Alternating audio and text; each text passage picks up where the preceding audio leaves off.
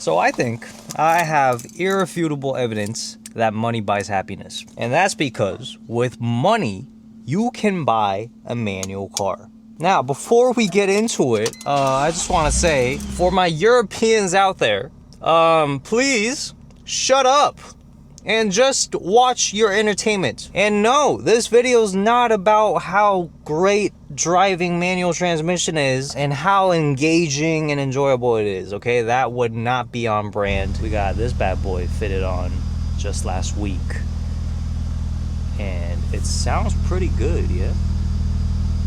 Yeah, super mild. So I personally believe that learning how to drive stick will do more for your little self-improvement than reading a self-help book will ever do for you, right? And that's because we're gonna start from the very beginning, okay? Buying a manual car takes a lot of confidence. You know, like the reason so many people shy away from buying a manual car is because they don't know how to drive stick, right? But then the funny thing is, if you wanna learn how to drive stick, you have to buy a manual car, right? So essentially you have to spend thousands of dollars to buy something that you don't know how to drive yet, and you don't have a good idea of like whether you will actually like driving manual or not, and you're making this big ass financial decision to bet on yourself and what you want in life instead of what other people think you should want.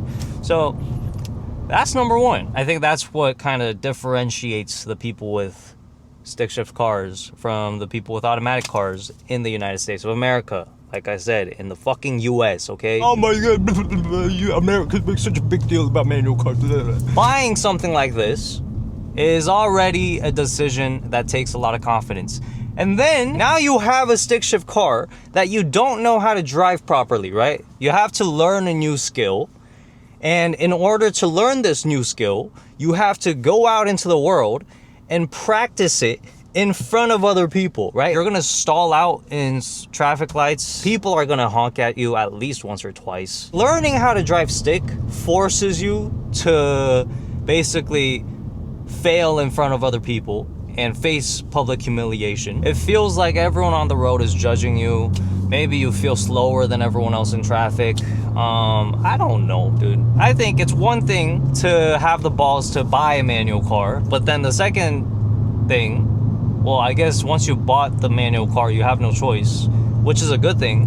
But the second hurdle that you have to face is the fact that you have to do something that you suck at in front of other people and learn how to manage that anxiety and stuff, you know? And then when you get beyond that and you just start driving manual for a long time and you get used to it, you kind of realize that you actually fucking suck at driving manual. You know, like I know how to heel toe. I know how to rev match properly. I know how to do this where I was in neutral and just find the right gear to keep rolling. I don't think I'm a bad manual transmission driver, right? But at the same time, I fucking suck. I will bet a lot of money in saying that most people, 99.99% of manual transmission drivers, suck at driving manual. And if you think you're pretty good, shut the fuck up, right? Like reality is, your shifts are just never gonna be perfectly smooth all the time, right? Your rev matches aren't gonna be smooth all the time. You might miss a gear, you might miss shift. Yeah, I still fuck up my starts like once in 5 times. Maybe not 5 times, like 10 times. You know, like the big thing about this hobby or this skill, it makes you realize that you can't be perfect all the time, right? And that's okay. That's just what it means to be human. Now I'm sounding like... But that is being human. But you know what I mean? You're kind of forced to realize that you just can't be perfect. And the real meaning in doing all this is to just try to get better. You know, it's the journey, not the destination. And in order for you to realize that, you have to do something. You know, you have to go out of your comfort zone and try something new and fail repeatedly and realize that like you just will never be perfect, right? Like there's a lot of perfectionists who don't try anything in the first place just because they're still stuck in that mentality. Oh, I'm a perfectionist, I just need to be perfect all the time, and like I you know, when I do something, I need to get really good at it. And you know, like, you almost think of that personality trait as like a virtue, right? You think it's a good thing to be a perfectionist, when in reality, it's just you being unrealistic and living in your fucking ideal imaginary world and just never trying anything in the first place because you'll never be fucking perfect at it. But like I said, if you have the money to buy a manual transmission car and you go through this process, you know, like, you basically go on this self-improvement journey. And that's why, like I said, I think driving a manual car is the best self-improvement, but you wouldn't be able to do it unless you had the money to buy a manual transmission car. Listen to this exhaust, dude. Hold on.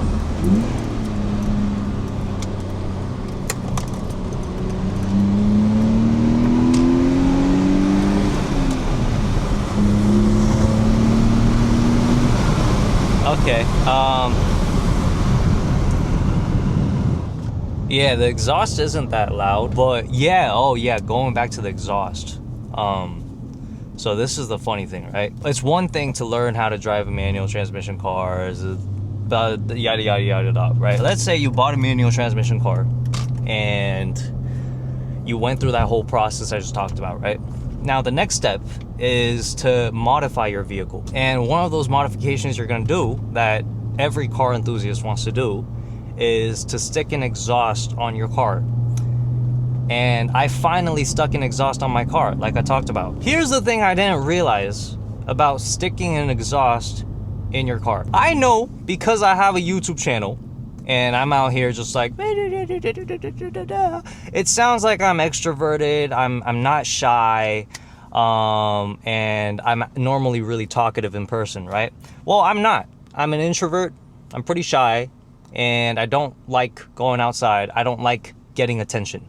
I know, funny. The reason I mentioned that is because once I stuck the exhaust on the back of this thing, I kind of realized that now everywhere, like all the time, you're just kind of screaming a little bit louder. Like, listen to this.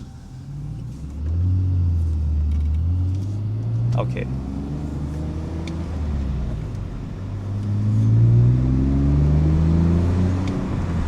Do you hear that?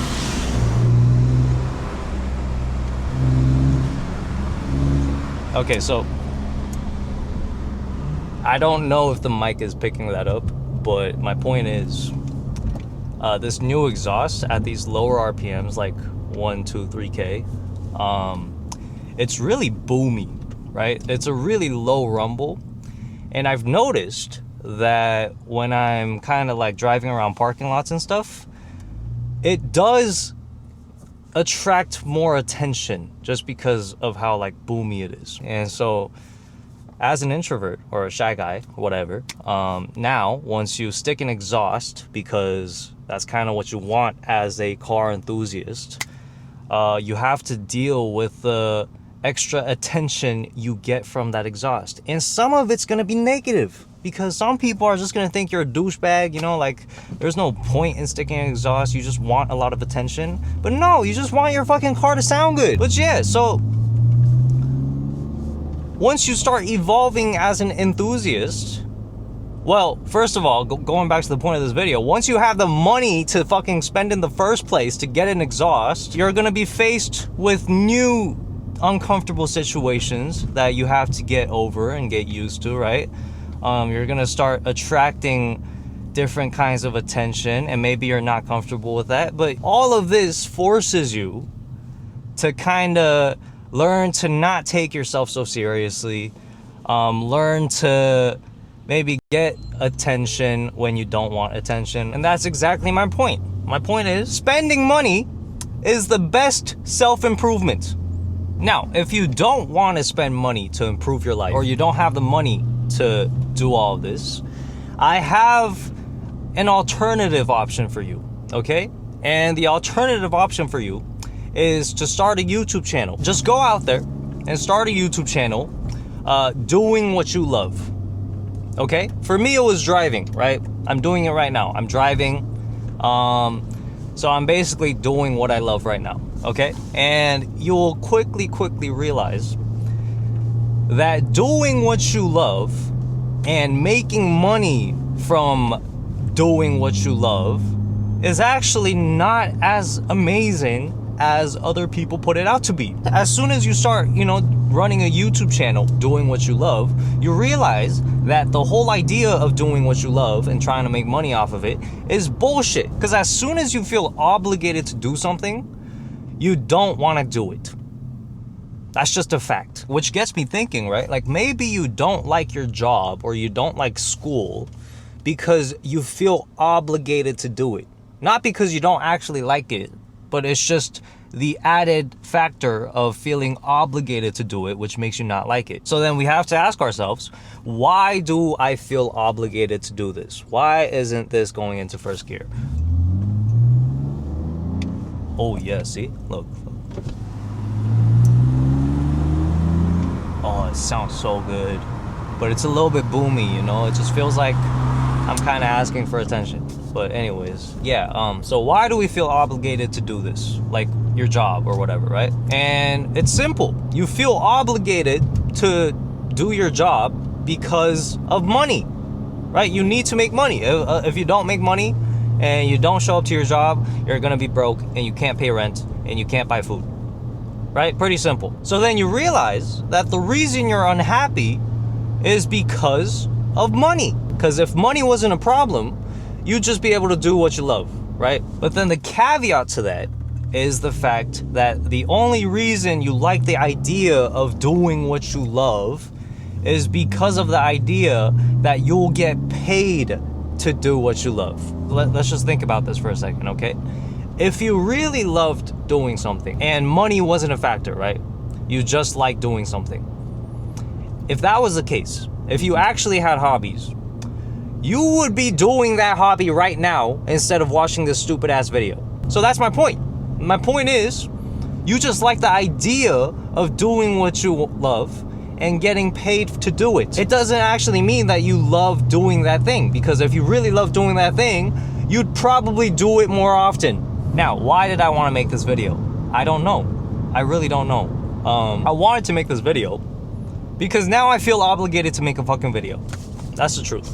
Okay, yeah, if I'm being honest, I have not been enjoying making my YouTube videos recently, and I think the recent performance of my videos is a good indicator of you guys also catching on to that. Yeah, I've just been a little bit unmotivated to do this, and I've been busy with work. It's just been hard to focus on doing this, right? And then I thought to myself, like, then why am I doing this, Why am I staring at this Miata? Because it's beautiful and I want one. I've been pretty busy and maybe a little stressed as well. But I thought to myself, like, why am I not going out on drives, just for the sake of driving? And I realized that the reason I stopped going out on drives is because every time I go out on a drive, I feel obligated to film now, right? It just felt like now, like, my hobby has become work.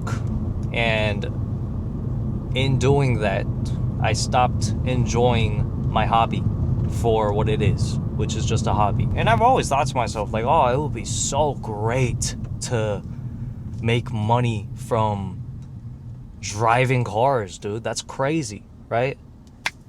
And it kind of is, bro. I got a deposit from YouTube for like $700 something last week. And that was sick. Like, I fixed up my AC. I adjusted the sway bars and I got the exhaust installed, right? And the check from YouTube last week paid for the entire thing. And I don't know if you guys noticed, but the AC is not hissing anymore. And so, I'm pretty happy. And so I did kind of consider stopping this YouTube channel, low key. I'm not gonna lie. I don't mean to offend you guys. That's just the truth. I was just thinking to myself, like, maybe I should stop doing this because, like, where is this even taking me anyways, right? But now I'm like, oh no, I like the money. I like the money. I also like that it kind of forces me to just be out there and talk to more people. And so, yeah, this is just all my really, really ungrateful way of saying thank you guys for... What? Oh, okay, you have a problem.